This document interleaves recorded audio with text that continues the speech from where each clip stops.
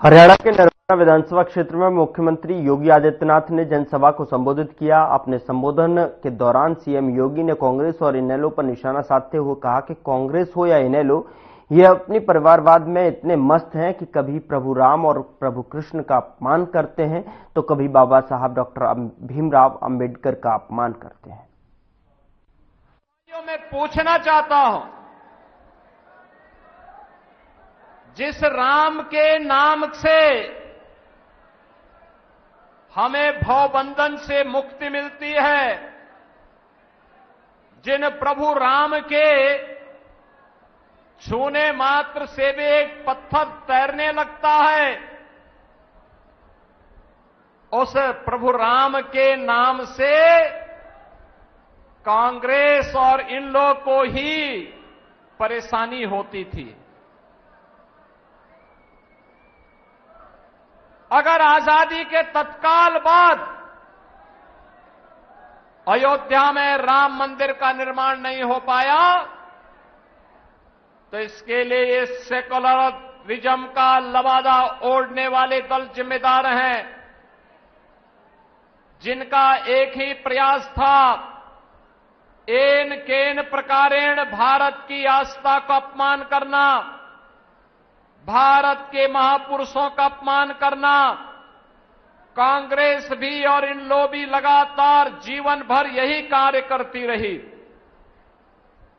बहनों और भाइयों, इससे बड़ा और क्या हो सकता है। एक और अयोध्या में प्रभु राम लला के भव्य मंदिर का निर्माण का कार्य संपन्न हुआ, रामलला विराजमान हुए, और दूसरी तरफ अयोध्या के इंटरनेशनल एयरपोर्ट का नाम त्रिकालदर्शी ऋषि महर्षि वाल्मीकि जी के नाम पर करने का काम भी प्रधानमंत्री मोदी जी ने किया। बहनों और भाइयों, मैं इसीलिए कह रहा हूं, ये कांग्रेस हो या इन लोग, ये जितने भी दल हैं, ये अपने परिवारवाद में इतने मस्त हैं। ये कभी बाबा साहब भीमराव अंबेडकर का अपमान करते हैं, कभी प्रभु राम का अपमान करते हैं, प्रभु श्री कृष्ण का अपमान करते हैं, भारत की सुरक्षा में सेंध लगाने का कार्य करते हैं, और अपने राजनीतिक स्वार्थ के लिए सुरक्षा इनके लिए कोई मायने नहीं रखती।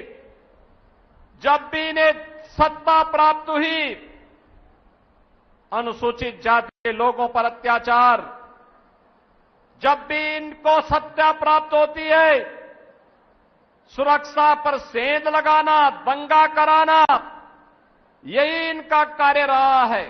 और यही कारण रहा है कि कांग्रेस ने अपने आजादी के बाद सबसे लंबे समय तक देश के अंदर शासन करने के बावजूद एक भी एयरपोर्ट का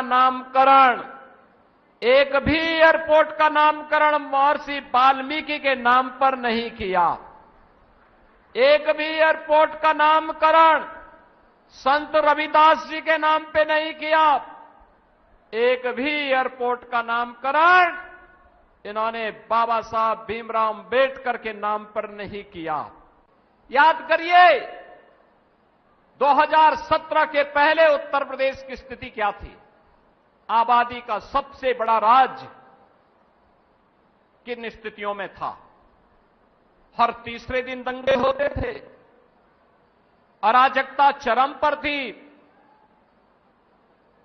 बेटी सुरक्षित नहीं थी, व्यापारी का कोई सम्मान नहीं था,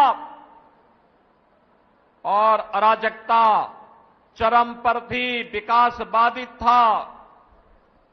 आज बहनों और भाइयों, प्रधानमंत्री मोदी जी के मार्गदर्शन में उत्तर प्रदेश की डबल इंजन की सरकार ने दंगों से सर्वथा मुक्ति प्राप्त कर दी है। अब पिछले 7.5 वर्ष में एक भी दंगा उत्तर प्रदेश के अंदर नहीं हुआ, एक भी दंगा नहीं हुआ, क्योंकि दंगा करने वालों के लिए इस सामने उपकरण खड़ा कर दिए हैं कृष्ण बेदी ने पहले ही। दंगा करने वाला व्यक्ति जानता है कि दंगा करेगा तो बहन और भाइयों से मालूम है कि 7 पुश्तों की जो कमाई होगी ये जब्त हो जाएगी और ये गरीबों में वितरित हो जाएगी। आज यूपी में दंगा नहीं, आज बिना भेदभाव के सबका साथ और सबके विकास की भावना के अनुरूप विकास के कार्य हो रहे हैं। आज उत्तर प्रदेश भारत के विकास का बैरियर नहीं बल्कि उत्तर प्रदेश भारत के विकास का ग्रोथ इंजन बनकर के तेजी के साथ आगे बढ़ रहा है।